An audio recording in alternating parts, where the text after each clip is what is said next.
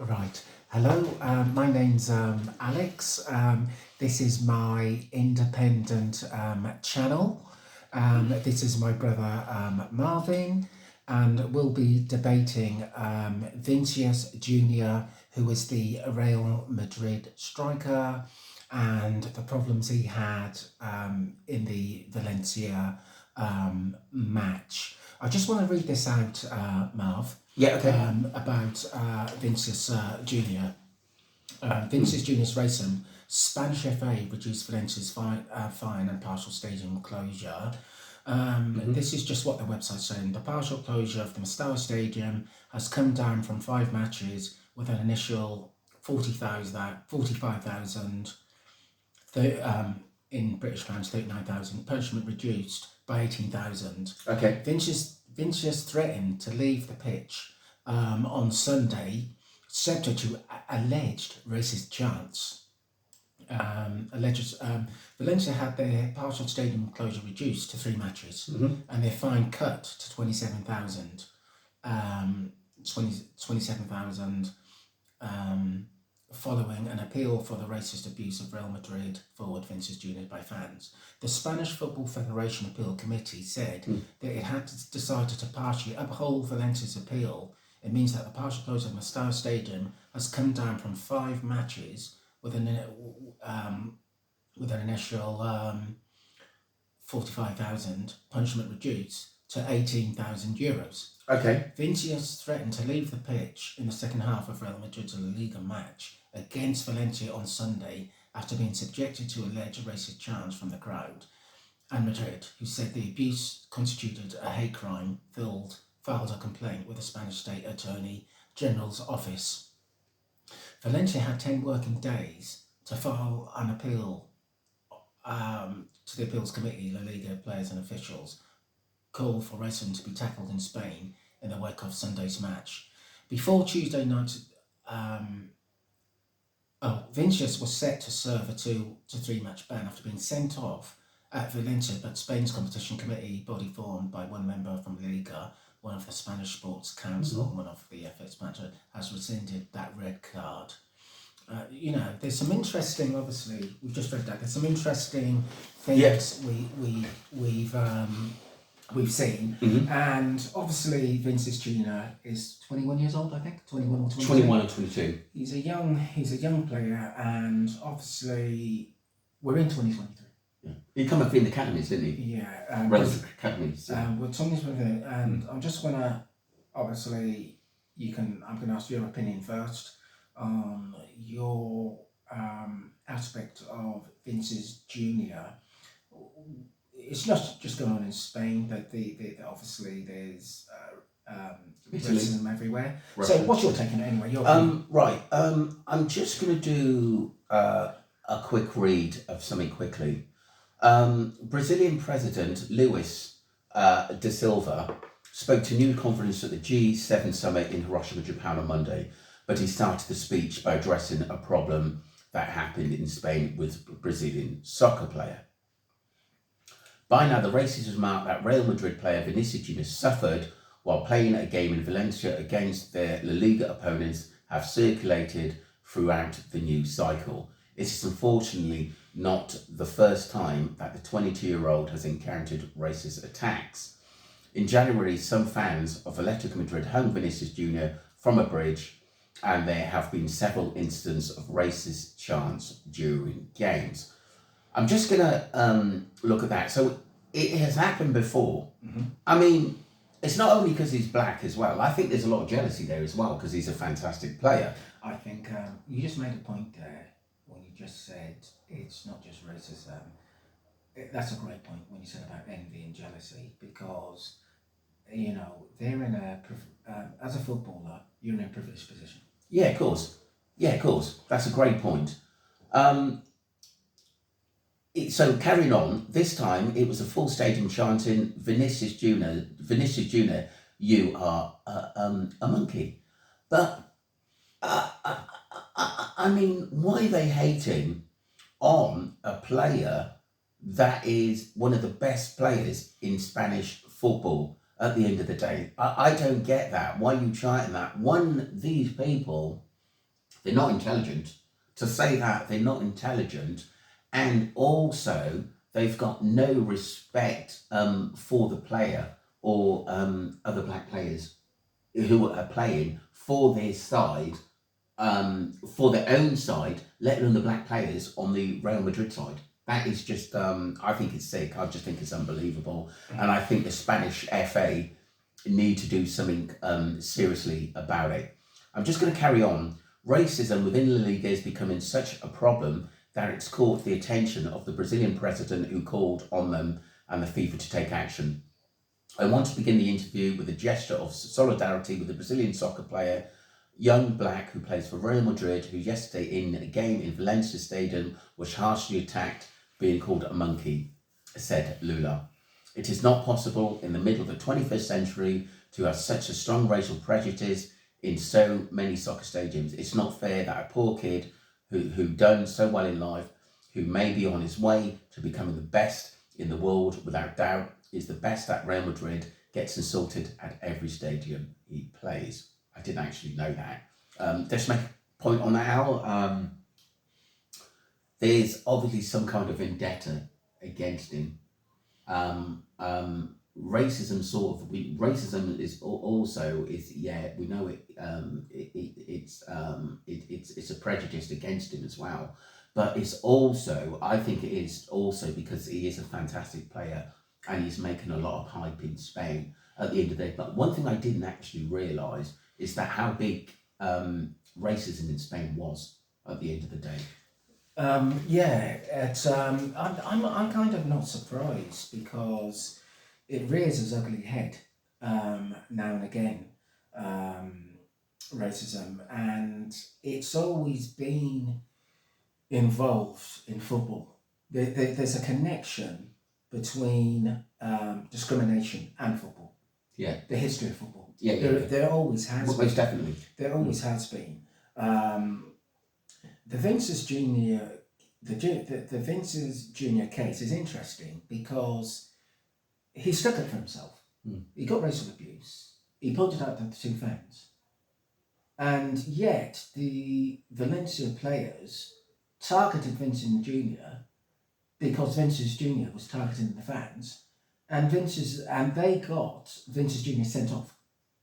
Yeah, but that was out of order. But they actually rescinded. They did rescind him. But the problem was, so what should the Valencia players should have done? Because they've got black players playing for them. The Valencia players should have shown some solidarity. Yeah. To be honest, this has been going on decade after decade. It's been going on for a long, long time.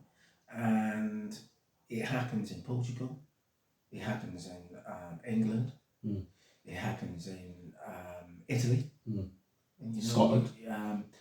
It happens most places, and there's no coincidence. Right? When we look at the history of these places, they're all colonial, ex-colonial places. At the end of the day. But what's that got to do with football? What's that got to do with Vincius Junior? And Vincius Junior, because when you said what's got to do with Vincius Junior, Vincius Junior is not the only black player that's been targeted. Of course. He's the most high-profile player. Yeah. That's been targeted at the end of the day. There's many other black players, Samuel Eto'o, in history. Yeah. That have been that ex. I've read some of his abuse. It was horrendous. Spanish players that have abuse at the end of the day. And what I'm just saying, right? It's when you broaden the horizon, from politics and obviously sport, societies. Those societies are racist to the core. Whether we like it or not, they're racist to the core at the end of the day. Those societies. Because it always raises a big ugly head. Yeah, they're given off. They're given fines, and we know Valencia had their fine reduced. But I'm 49 years old. I'm 49 years old, and I can go back 10 years ago, 20 years ago, 30, 40 years ago. Nothing's changed. Mm, mm. Who do you blame for it? The governments? Um, Obviously, because like I said, that's where it all stems from. At the end of the day, they're the only ones that can actually bring in laws and regulations to the FA to stop that at the end of the day. But I didn't realise how bad it was. I knew there was racism in Spain at the end of the day, but I didn't realise how bad it was, to be honest with you. And it's said to be getting worse as well. And why do you think that is? well, the thing is, though, it's all over Europe. Mm. It's not just Spain; it's all over Europe. Um, But the rise is, the yeah, there's a lot of um, black players coming out and saying that it's getting worse. Yeah. I think some black players don't always speak up. I truly believe that. Mm. I think They there's certain ignore. players, Yes, there's certain players when they retire and they bring out a book, they will talk about it. Do you know what I mean? They will bring it up, and you think, oh, I didn't know we went through that. So there's I think Vincius Junior.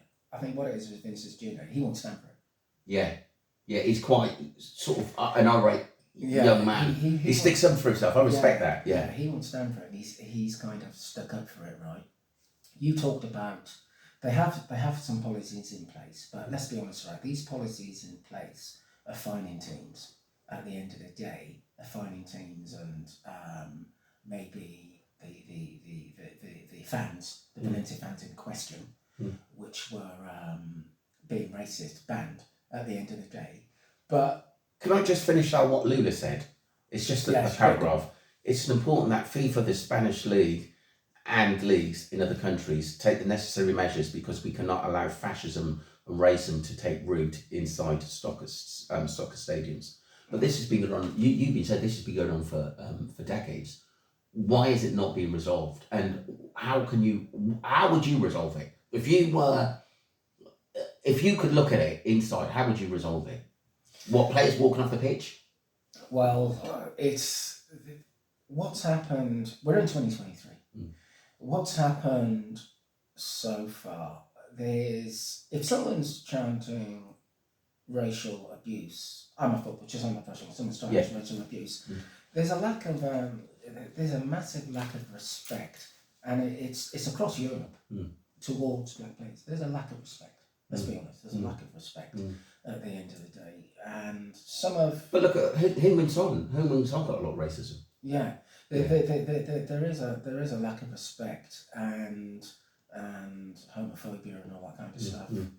And you said Heung-min Son, and that is discrimination. Really, it was a couple of times this season where it was noted on the Tottenham the website where someone got arrested for doing basically making their eyes squint like a Chinese or Japanese or South Korean, and we've got a lot of Asian friends, and that was bang out of order. But it happens all the time. Do they get more cameras into football stadiums to just ban at the end of the day? But like I said, it was just saying a lot of the fans were doing like monkey sounds and gestures at the end of the day. That's horrendous. You can ban everyone. What is the way around it? The point is this, right? The society we live in, is the sports and the society go hand in hand. At the end of the day, most definitely, you can't change people's. You can't change the culture in football. It is what it is. It's always been like that. The culture's always been like that. There's always been instances at the end of the day of racism. You can't change it. But the thing is, I believe in what Vincius Junior did. Is that you should be able to speak out. You still should be able to speak out. And we have a similar player, another winger, who's had the same racist abuse in England, Bukayo Saka. Yeah. And this guy we know he's been well brought up. We know he's from a Christian family. We know he's been brought up. We know, obviously, since 2020, he's had he got racial abuse, obviously, at the Euros. And remember he missed a penalty against West Ham. And there was somebody it was on Facebook where somebody had a monkey face, draw a monkey face on. You showed me it on Bukayo Saka. So it's still there, and it raises his ugly head all the time. All the time. At the end of the day. Well, everyone said Harry Kane. Everyone said Harry Kane missed a penalty, but he didn't nearly as much as abuse as what Bukayo Saka did. And there was also, do you remember when was it Ashley Cole missed a penalty some years ago, and there were other black players who missed penalty in that games, and some fans were actually saying, should they actually be playing for the country? At the end of the day, that was another thing that come out, because I think it was 3 black players that missed penalties. I forgot who the others were, but it's out there somewhere. As I said, there's no coincidence that these ex-colonial countries are the most racist. There's no coincidence. History has got a lot part to play with it. At the end of the day, bring it into the day. Spain, ex-colonial country. France, you get racism, ex-colonial country. Italy, ex-colonial country. Holland. Britain, ex-colonial country. Holland. A lot of them do. A lot of them do have it. But the thing is that we have to have, as black people, we need to have self-respect for ourselves. So that self-respect means that you've got to demand respect with unity. So sometimes the other black players need to obviously, voice their opinion. So through solidarity at the end of the day. But there should be some kind of black union, when it does go off, where all the black players across Europe come together and just say this: we ain't having this. Well, yeah, but isn't that gonna? Yeah, I understand what you're saying, but isn't that if they don't play or they don't turn up, that's going to affect their contracts, their livelihood, and are a lot of ethnic minority players going to do that at the end of the day? Well, you see my point? Listen, right? Yeah. It's either you accept it. Listen, right? It's not normal in society. A lot of people who don't know the history, not educated, right? Just they think. Let's be honest, right? Most people think it's a part of society. It's not normal for you to be at football as a professional footballer to be racially abused. To obviously it kicks off at the end of the day. You've been racially abused, and it's not normal. But these societies, ex-colonial countries, Spain, Italy, the ones I've listed, they've made it acceptable that that it's just a part of society. Never mind, it's part of society. And then it carries on the next week and the week after that. You're strong.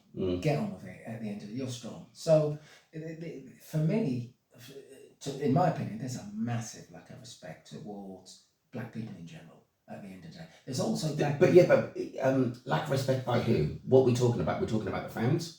We're talking about the hierarchy. We're talking the Spanish FA. Yeah, I think we're talking about definitely the Spanish FA. Okay. We're talking about the whole society across Western Europe. The society politically,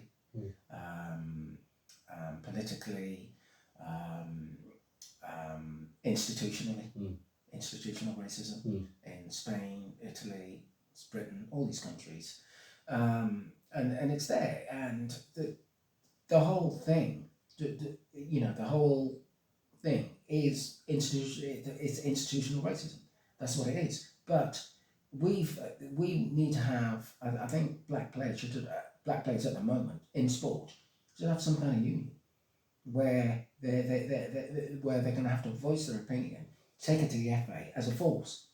I understand as a force, and just say, listen, we're not having it. Yeah, but aren't there some of the ex-Flamers black footballers had gone to the FA in the leagues and said this is happening, and nothing's really come of it at the end of the day. And even Ian Wright had said sometimes it's fallen on deaf ears.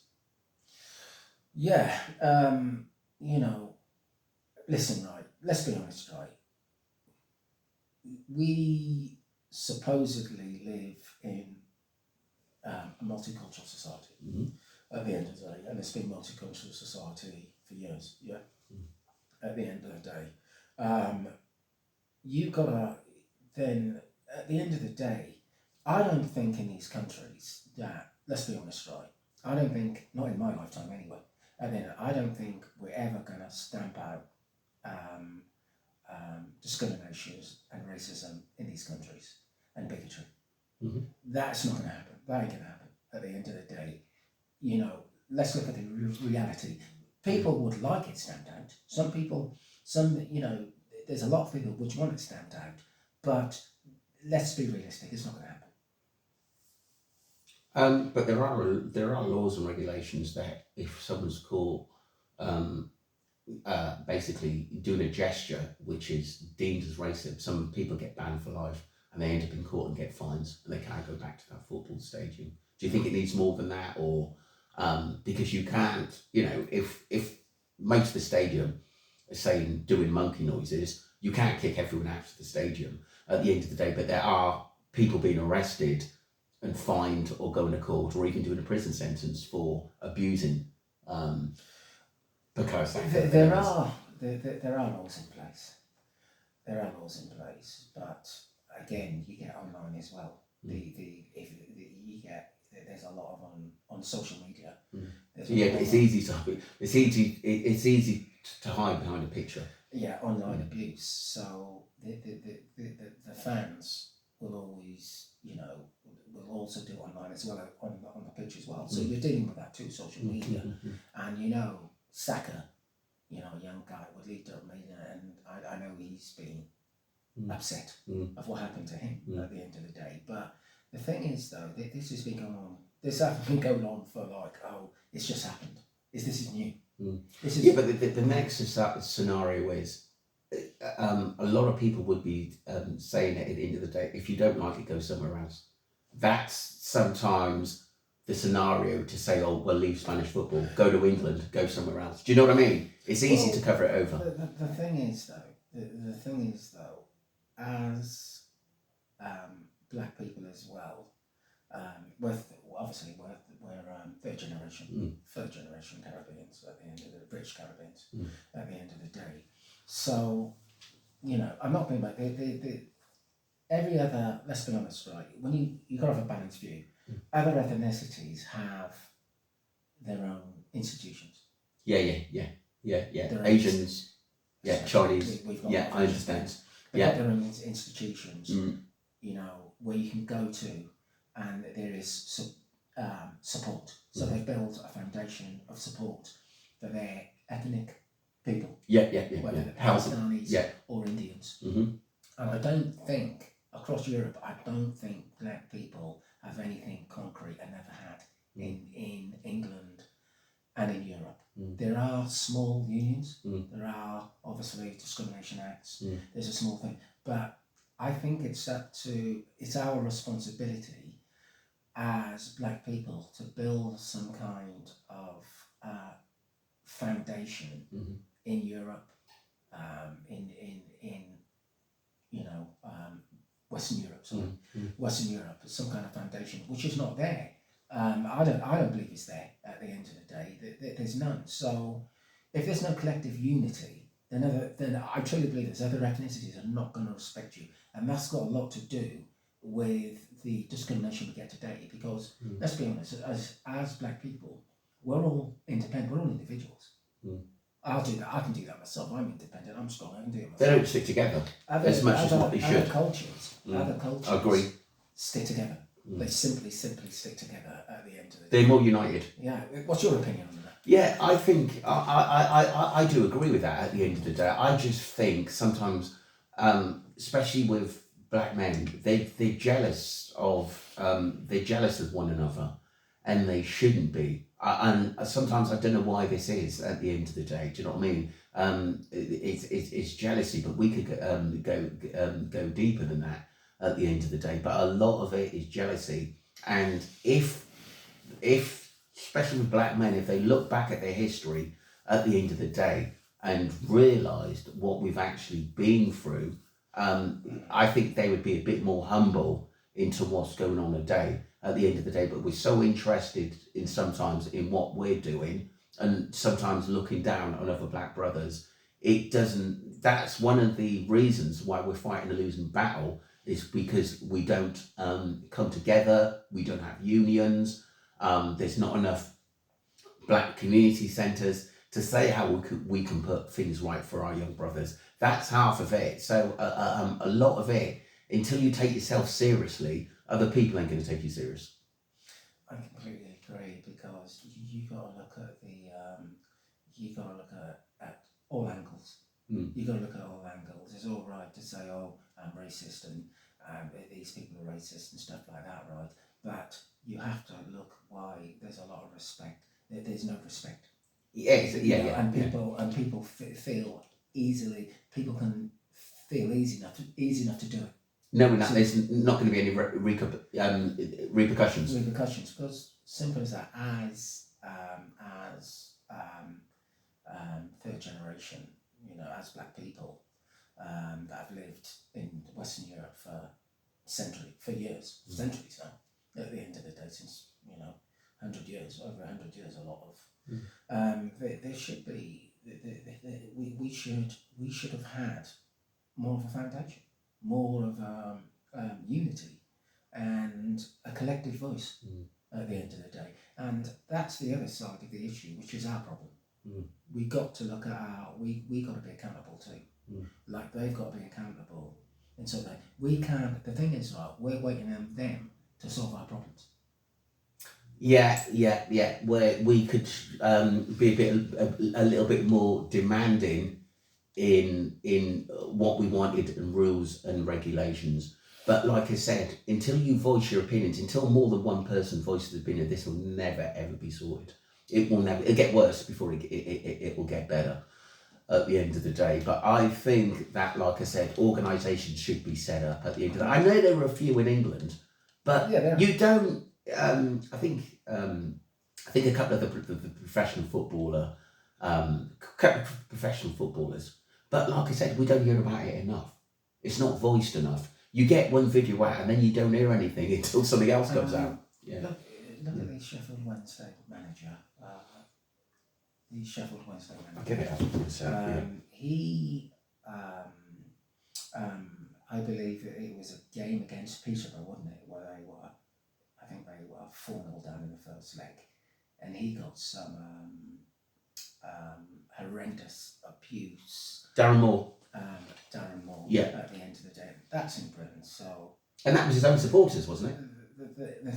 The thing is, though, I can imagine it was horrific abuse, the sort of said online. Yeah, because they lost 4-0 in the first. Horrific abuse, and and we're in 2023, so that shows you that. And what happened with Coxsackie at the end of the day, it's not going away. It's always going to be. It's always going to be there. And when emotions get high, when tensions get high, it comes out. It comes out at the end of the day. But there's football is also a sport where you can shout your voice and shout your opinion. At the end of the day, football is, and it's an emotional game. It is an emotional. Not making it good. It is an emotional game, but it's all across Western Europe.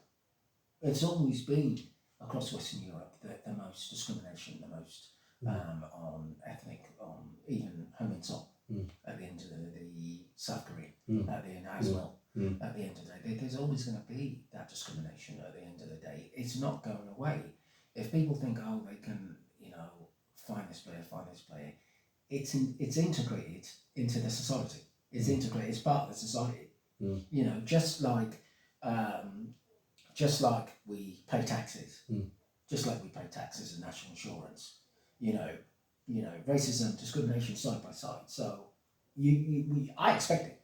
I expect it. I when I walk out that door, I expect it. Just like you pay your taxes, your insurance, or your electric bill or gas bill.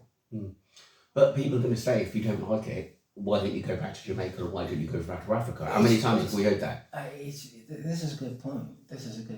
But when the the Caucasian Western Europeans Mm.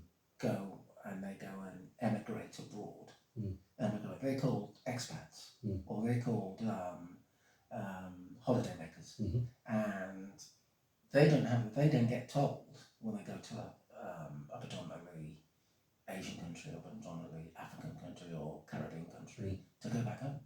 Mm. But you know, they don't get told that. If they move abroad, they become part of their society. Mm. They become part of their society.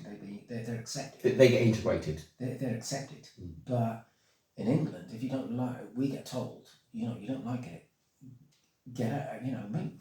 But the way I've been brought up, everyone's equal. Mm. In the reality. I think the same too. Yeah. Everyone's equal. I'm not better than anyone else at the end. Everyone's equal at the end of the day. But for me, voicing my opinion, if I'm in that situation of racism or discrimination, voicing my opinion that if you don't like it, that's just blatant ignorance. It's just Yeah, of course. And I agree with you. I think as well that what we go through, there was a documentary, and I'll quickly just say this, right, of it was a documentary of a white man, and for some reason, I think he took some kind of injection, and he went, and it made his skin go dark. Right. Okay. Black man, dark, It was like an experiment. Melanated darks, and it was an experiment, and he was meant to be this colour for about a month to see how it went.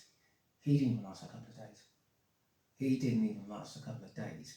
He said That was it in Germany or somewhere? I forgot the country. It was Western Europe. Yeah. He said it was horrific. He said the abuse he got. He said it was absolutely horrific, the abuse he got. So he could put himself inside a black person's shoes, and realise shit, and he can handle it. And he didn't want to do the experiment anymore. He didn't want to do the documentary anymore. And they cancelled it. I watched it on YouTube. Yeah, so that was some years ago, wasn't it? It was quite old. It was quite old, and he didn't want to do it anymore. So it just shows you when you put someone, kind of, if they actually see it in their shoes, they realise, shit, this is horrific at the end of the day. And yeah, but you can't put everyone in that kettle of fish. Do you know what I mean? You can't put every person into that. Their thoughts are exactly the same. What do you mean that every Caucasian, every white person? Yeah, basically, yeah. Well, listen, right. For me personally, racism is still as high as what it was 10 years ago, 20 years ago, 30 years ago, 40, 50, 60, 70 years ago. Yeah, it's just manifested differently. At the end of the day. So if everyone's, listen, right, we know everyone has got different personalities, but, and there are Caucasians which keep themselves to themselves. Caucasians and or whatever, just keep themselves to themselves, right? But racism is a disease. Racism is a disease. We're in 2023. We're not in 1883. I understand that. We're not in 1983, and it's still as massive as it was. Of all time, it's still there. It's still there. Just because not everyone thinks the same and they're not racist. It's Vincius Junior, Bukayo Saka, Sheffield Wednesday manager. It's still there. It doesn't. It doesn't take a rocket scientist to think shit. Just to take off the layer, and it's there. At the end of the day, it's a part of society.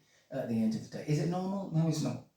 If you do, I've studied history. You've studied history as well. Research. I've studied psychology, a bit of psychology. I love psychology. At the end of the day, but it's still there. At the end of the day, it doesn't matter whether not everyone thinks the same, but if it's still there, it's still huge in the system. It's still huge in the system, and it's those who are being it's those who are being racist have got to be accountable. Why? The question is, why, and it's for me, it's bigotry, it's discrimination, and it's to me, it's horrific, absolutely horrific. 2023, and we're no better off than we were in 1883. That's my opinion. So how do we fix it? You can't. But this is the reality of life. You can't fix it. The people in the people in Western society, the people in Western society, it's in the culture, it's in the society, it's institutional racism. That's something that people will tolerate you. You got to remember, people might not like you. There are people like you, but in this, especially in England, it's tolerate. They tolerate you. Well, you got to they tolerate you at the end of the day. But at the end of the day, we got to be accountable for ourselves at the end of the day and just do better as community in community institutions, which are going to benefit us at the end of the day. That's the only thing. Like it or not, this is the world we live in. And a lot of people don't really want to see the world we live in. This is not. We're not getting emotional about it. We're just seeing it as it is. At the end, we're just seeing it as it is. That's how it is at the end of the day. That's how it is. But I'm mature enough now to see it for what it is at the end of the day. The society, not just Britain, Spain, Portugal, they're all ex-colonial countries, as I said. Do you think a lot of basically black people shy away from it, from conversations like this, or do you think that they just don't want, all they want to do is just put their head down and ignore it as much as they can until it hits them somewhere? What's your view about that? I think it's there's a word, and it's called assimilation. So when our granddad come over, the first thing you're in a different country and you abide by the laws and rules and regulations. Of course, yeah. And what it is, they don't. We're not taught Black history in school. You're taught the history of that country. Do you know what I mean? So, we're third generation. So we assimilation. So the assimilation is,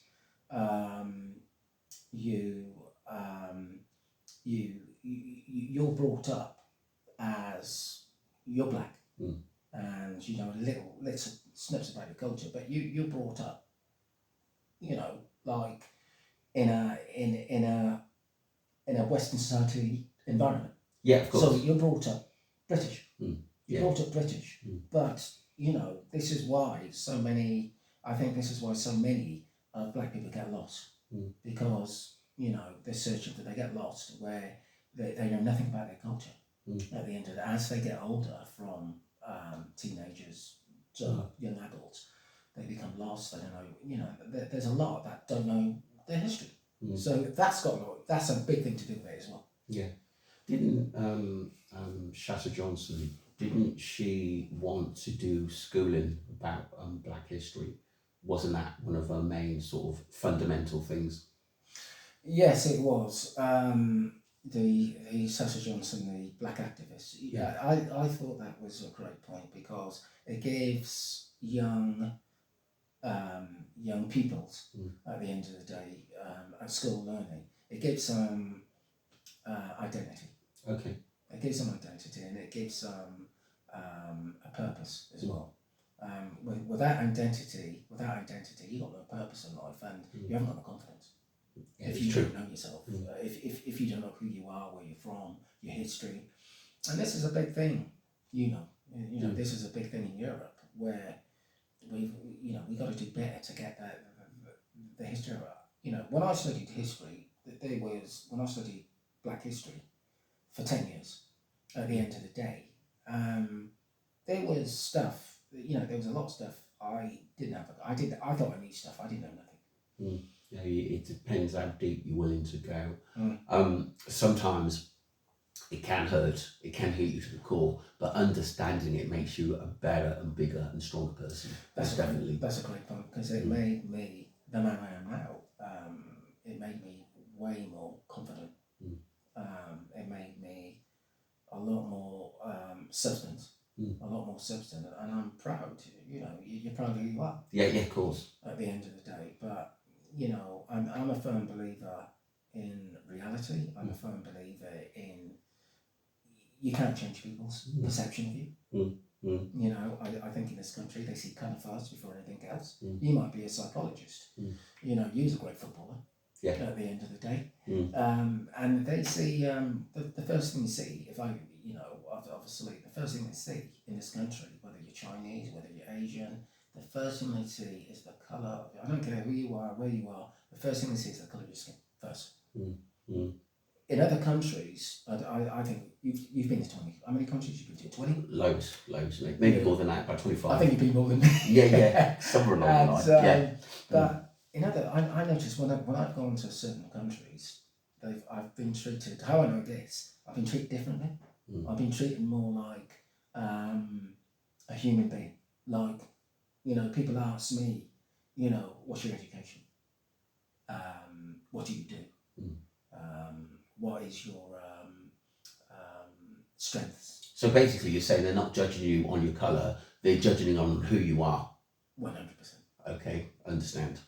100%. But I think, you know, in Western Europe. Do you think there's a bit of a racial stereotype in that he's black, he could be dangerous, or like what you said, they just see colour and it's a no-no? So, with some people, not all, but with some people, is that what you're saying?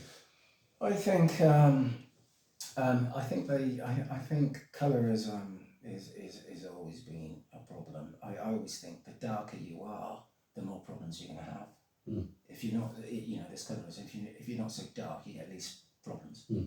If you're lighter skinned, you get least problems. That's how it works. At the end of the day, I've seen it play in action. At the end of the day, and this is how it is in Western society. Other countries are different. Other countries, you know, are different, but Western countries have that colonialism that which is built and manufactured in their society. At the end of it, it's manufactured, it's in their society. It's built there, it's a part of the society. And I used to think, oh, let me see if I can change this. When I was young, and I didn't know, but you can't change a structure which is not yours. So basically, you're basically saying it's in the DNA. It's a part of the culture. 100%. It's in the DNA. It's in the DNA. It's not going to change, and you just got to accept it for what it is. At the end of the day, you start piping up about you know, blabbing up or trying to be, you know, somebody a black activist. Yeah. At the end of the day, it's not going to work. You know, people just tell you, you know, you need to help them, but they don't want to hear it. You don't want to hear it. So this is always good to know your history. This is always good to know your history. You can always say, hang on a minute, at the end of the day, I didn't even know when I was young that, you know, Britain was the main slave trade, one of the driving forces through the transatlantic slave trade. I didn't even know that when I was at school. I wasn't taught that. Yeah, that's deep. I wasn't taught that, but the thing is, though, as long as you know that... your history.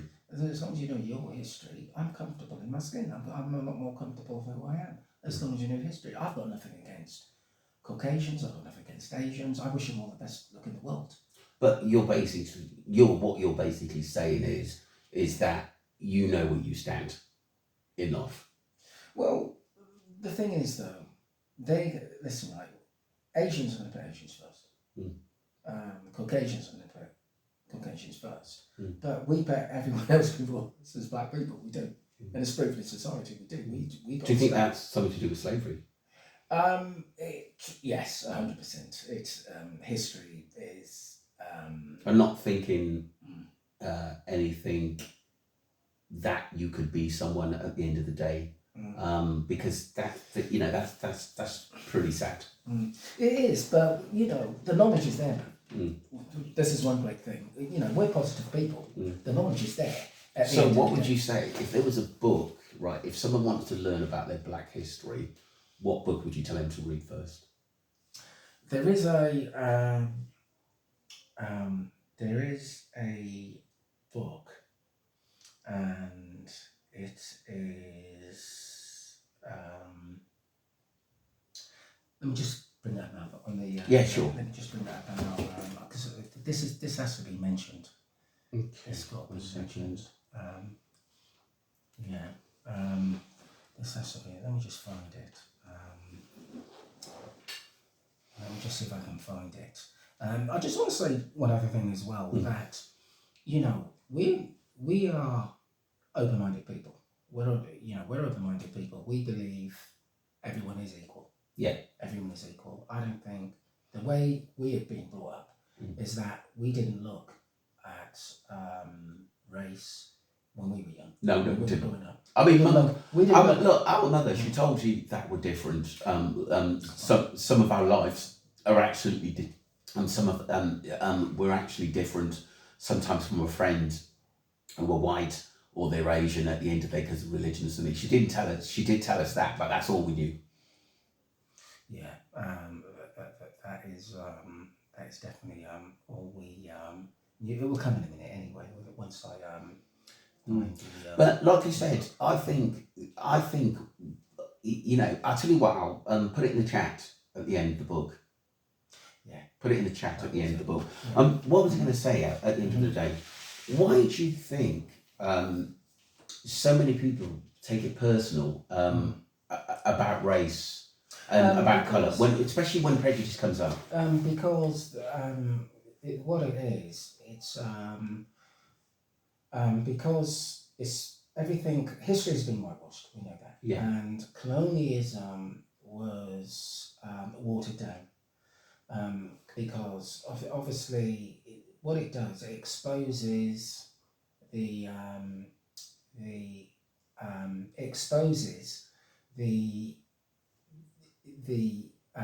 basically the demonic evil slave trade of colonial countries. That's what it does. It exposes them for the evil, for the mistreatment of the word is crimes against humanity. Okay. Crimes against humanity. That's pretty deep. Which is obviously and also the what it does as well is that why there's no acceptance and no accountability from colonial countries at the end of the day is that they'll have to be accountable, and they would have to be what do they call it when they have to pay out money? Yeah, I understand. Yeah. Sorry, reparations. Yeah. There would have to be reparations. This is the problem. So if you deny it, and if you say and you sweep it underneath the carpet, it'll hopefully go away. But it keeps on coming up at the end of the day. It keeps on coming up. So at the end of the day, it's you've never read But you talk about these reparations. There's been basically talkers on the TV, black, white, talking about reparations for black people at the end of the day. But is that really going to change anything? Just say some black people or some families got reparations. Is that really going to change anything, whether they do or not? The thing is, though, I think a lot of the some of the black leaders, they've said that before, obviously, black people, if they do get reparations, they should have some kind of plan, some kind of plan to do some of that money for themselves at the end of it, because one black scholar said that it was the ancestors that went through. Yeah. But I think what a lot of people are saying now that is what's happening now. That happened many hundred years ago. Yeah. Do you see what my point? They say, the reparations for our ancestors at the end of the day. Listen, at the end of the day, reparations is owed. I've done my research. Reparations is owed. There's no doubt about that, for the free labour at the end, building these countries up at the end of the day. And reparations is old, and whether people like it or not, at the end of the day, it's a discussion which is in Parliament here, which is in discussion all over the world. Yeah, it's deep. It gets deep at the end of the day. But I think reading and education, especially for young black people, can steer you one out of trouble or going down a bad route at the end of the day, and understanding who you are as a human being at the end of the day. I believe in having discussions at the end of the day, but sometimes when you go into deep into discussions, sometimes people see it as an attack on their race, or it could be Asians or Chinese or African or white. People see it as an attack. I think we need more conversations like this of different of different cultures, so we know where we stand. If you talk about it, you have more. It may not be resolved, like you said, but you do have things are put in the open a lot more, because discussion isn't a bad thing. I think people need to be more honest. I agree with you. I've spoken to racists who are right-wing racists. I've had discussions with them in the past. Yeah. And they've said to me they are racist. And an honest discussion brings, a tolerance and respect. I agree. Someone got those views. And one thing, we can't change people. We can't change, their British. Yeah. We can't change the British society. The British society is built for them. Yeah. At the end of the year, like it or lump it, that's it. Yeah. Whether I'm in Spain, their society is their society, that's it. France, their society is their society. Germany, Holland, it's their society. You're not going to change the society. The societies of what they are. At the end of the day, sometimes I think black people want to change a world, change the world where everyone's sometimes kind and considerate, caring, and this is not the world we live in. Unfortunately, it's not that kind of world we live in. We live, and I know, we live in a doggy-dog world. Yeah, 100%. What are your final thoughts on this topic? I think racism should be discussed. There has been improvements. Okay. But there's also an illusion of inclusion. There's also an illusion of a multicultural society which is being obviously pushed on us. A multicultural society where there's a wonderful melting pot of people and stuff like that. But that's not always the case at the end of the day. I like these discussions. As I said, I respect other people's cultures and laws and regulations. It's like you travel, I've travelled, and we always respect. And we believe everyone's equal at the end of the day. And as I said, it's a discussion which we'll do a podcast sometime on different subjects and that. And as I said, we just want to spread knowledge and wisdom. Yeah, most definitely. I agree. What I think is as well is that I think a footballers, black community, mixed race should come together and talk about maybe monthly or every couple of months what's actually happened across Europe at the end of the day, and get it resolved, because I don't think it can't keep going on like this and not be the attention of the centre of attention. What happened with Vincius Junior? It's trauma, and it did affect. He was crying, and it did affect him at the end of the day. But as I said, you got to look at the bigger picture, because it's just not him. It's happening all over Europe at the end of the day, and there's other footballers that have kept ethnic minority footballers who have kept quiet as well. So I think it definitely has to be like this. Nearly time's up now. It definitely has to be looked at in a serious way, because I don't think it can actually keep going like this at the end of the day, before people are going to start walking off the pitch. The players, the match is stopped for 20 minutes, half hour. Nobody wants that. So I think by the sporting hierarchies, I think it seriously needs to be looked at before it starts ruining football. I think it's going to lead to that. Listen, at the end of the day, you want football's a wonderful game. You know, we were footballers. It's a great team sport, and it's a shame that it's going to get marred at the end of the day. And racism does bring everything down. It's a very negative disease.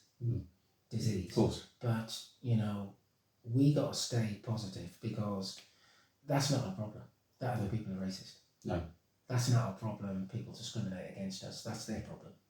We've got to do better. You know, we've got to do better as black people to unite and look after each other. And one of the reasons to do that is by educating yourself at the end of the day, and that is the first. I agree with you. That's the first philosophy that black mums and dads should actually teach their children about their history and where they actually come from.